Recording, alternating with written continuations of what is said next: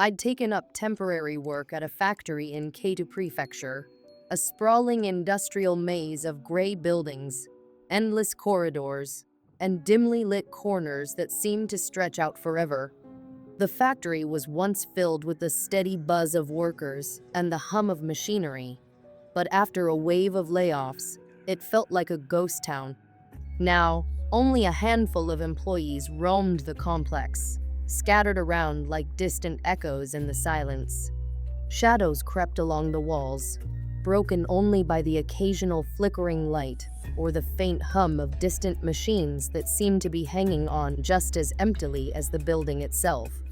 I couldn't shake the feeling that the factory was alive, holding its breath, as if waiting for something or someone.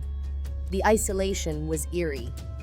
Most of the factory floors were silent, and the stillness settled into every corner. There were moments where I'd stop and listen, only to hear my own breathing and footsteps echoing back at me in the empty halls.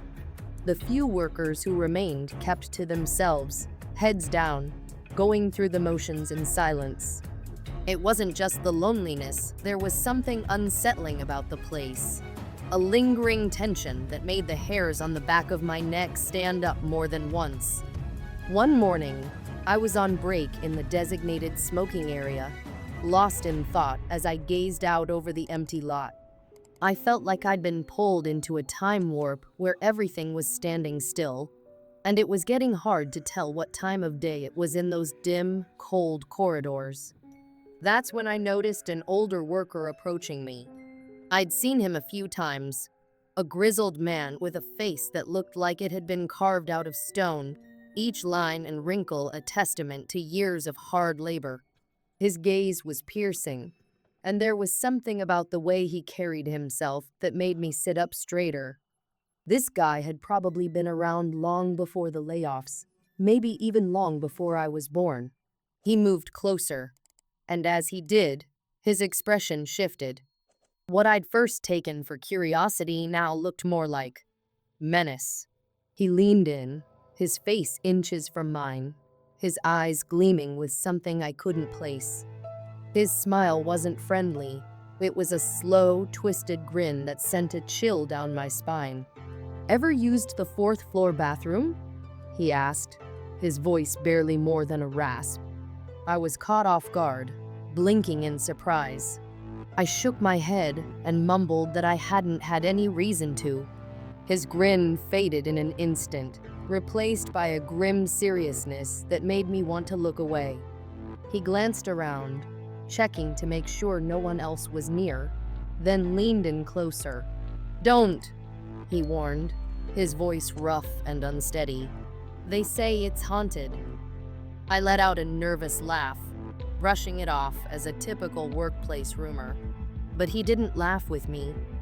Instead, his stare hardened, and I could see a shadow of something dark in his eyes, like he was passing on a burden, not just words.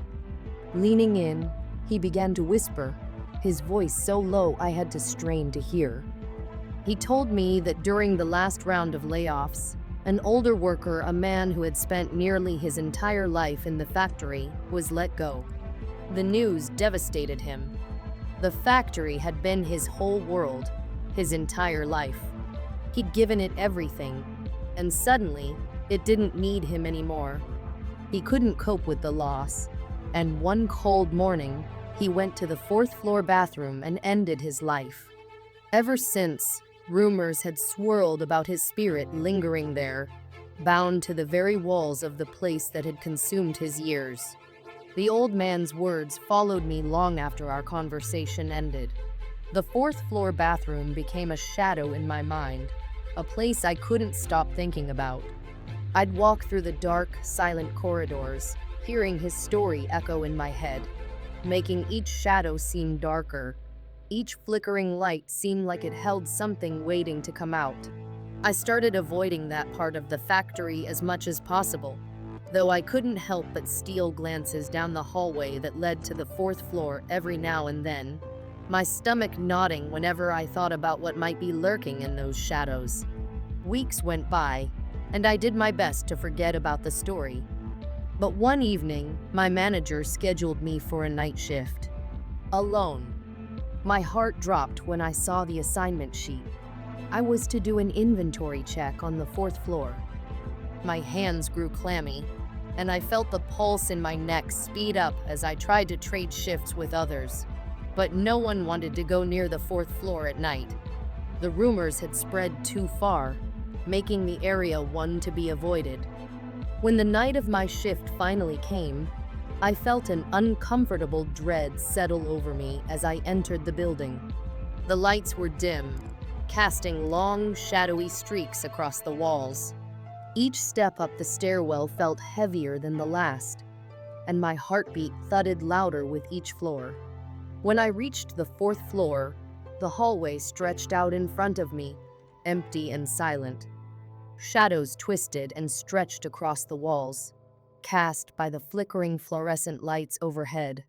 The silence was thick, pressing down on me, broken only by the occasional clank of some distant machine, amplified by the vast emptiness. I tried to focus on my inventory, methodically checking each item off the list, but an uneasy feeling gnawed at me. My mind kept drifting back to the fourth floor bathroom and the old man's story. I tried to ignore it, to keep my thoughts on my task, but every shadow seemed to shift as I moved. Every faint noise felt amplified in the dead silence. Then I found myself in front of the bathroom door. It was slightly ajar, just enough for a sliver of darkness to peer through. My breath caught, and the memory of the older worker's warning echoed in my mind. They say it's haunted. Every instinct screamed for me to turn back, to stay away from that door. But there was a pull I couldn't resist. Slowly, I pushed the door open, each creak of the hinges sending a chill down my spine. The bathroom was dark, cold, and empty. I stood there, feeling the weight of the silence pressing down on me, broken only by the steady drip-drip of a leaking faucet. Shadows swayed along the walls, moving in time with the flickering of the dim overhead light. I started to turn to leave, but a flicker in the mirror caught my eye. In the reflection, I thought I saw a figure standing behind me, just a shadowy outline, but there was something there. I spun around, my heart hammering in my chest, but the room was empty. I took a shaky breath, trying to convince myself it was just my imagination. I hurriedly left the bathroom, my footsteps echoing as I moved down the hall. But the feeling of being watched didn't go away. I felt a weight on my back, like someone's gaze was pinned to me, growing colder and heavier with each passing minute. Then, faintly, I heard it, a soft, distant cry, like someone weeping. My body went rigid as I strained to listen, my heart thudding so loudly I thought it might drown out the sound. The weeping grew louder, rising to a low, mournful wail that seemed to come from every direction, making the hairs on my arms stand up. The sound came from behind me, echoing down the empty hallway. I turned, feeling my stomach twist as I saw a figure at the far end of the corridor. It was tall and dark, its features obscured in the shadows, but I could feel its eyes on me, cold and unblinking, piercing through the darkness. Panic surged through me, and I broke into a run, my footsteps pounding against the tiled floor. But no matter how fast I went, I couldn't shake the sensation that it was following me, drawing closer with every step. I stumbled down the stairs, practically tumbling over myself in my desperation to escape. I didn't stop running until I was outside, gulping in the cool night air, my pulse racing. The next morning, I returned to the factory, determined to put the experience behind me. But as I walked through the halls, I saw something strange, a dark stain on the floor just outside the fourth floor bathroom. I asked around, but no one could tell me how it got there. Some said it had been there for years, a mark that resisted all attempts to clean it. The older worker approached me again, his expression somber and knowing. "I told you to stay away," he murmured, his eyes filled with a sadness that was almost like sympathy. "Some things are better left alone." From that day on, I avoided the fourth floor altogether. But every now and then, I'd catch a glimpse of something out of the corner of my eye, a shadow moving, a faint sound that couldn't be explained. The factory held its secrets, and whatever haunted the fourth floor seemed content to keep them. But every time I walked past that hallway, I couldn't shake the feeling that I was being watched, that something unseen was lurking in the shadows, waiting for the next poor soul to stumble into its territory. It was past midnight when I realized I needed to use the bathroom. I'd been on my feet for hours, packing and sorting items in the dark, dusty corners of that old factory. The whole building had an eerie vibe, but the fourth floor was the worst. I'd tried to avoid it ever since an older employee warned me, saying, "Some things are better left undisturbed." I laughed it off at the time, thinking he was just messing with me. But tonight, I couldn't shake his words.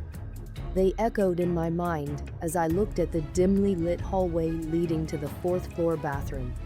I almost turned around, considering going to the bathroom on the floor below. But something, maybe just stubbornness, pushed me forward.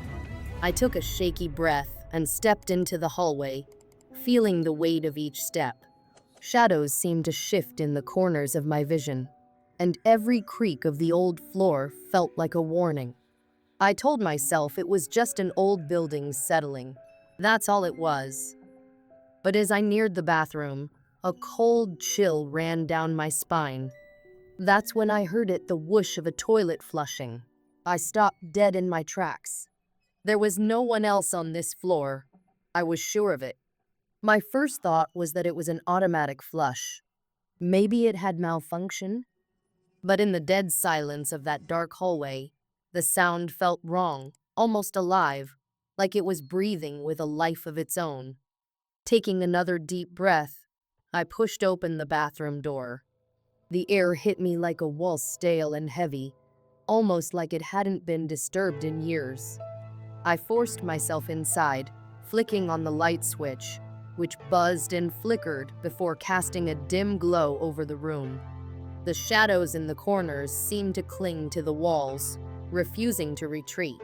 I approached the sink, keeping my gaze fixed straight ahead, avoiding the mirror. For some reason, I didn't want to see my own reflection. I turned on the faucet and washed my hands quickly, trying to ignore the unsettling feeling crawling up my spine. Just as I was about to leave, I heard a slow, rhythmic drip. I froze.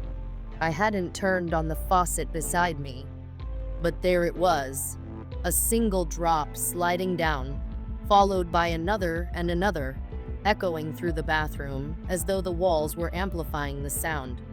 I glanced at the faucet next to me, watching the water drip steadily, each drop ringing unnaturally loud in the silence. My pulse quickened, and I fought the urge to run. But before I could move, I caught something in the mirror, a faint, shadowy shape. Slowly, I lifted my gaze, and my heart nearly stopped. There he was, a figure standing just behind me. He wore the faded, dusty uniform of the factory, and his skin was an unnatural pale. Hollow eyes stared at me from the reflection, empty but filled with something deep and dark, a sorrow that chilled me to the bone. I wanted to scream, but my voice caught in my throat. My muscles locked, my body frozen in fear. I turned around, expecting to find him looming over me, but there was nothing. The bathroom was empty. I laughed nervously, trying to convince myself it was just a trick of my mind, a flicker of shadows in an old building.